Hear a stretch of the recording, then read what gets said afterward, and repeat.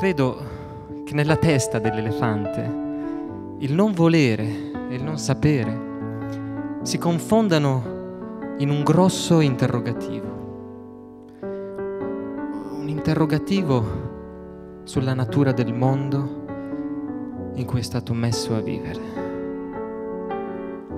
In ogni caso, in questo interrogativo ci ritroviamo tutti, noi e gli elefanti. Someday my pain, someday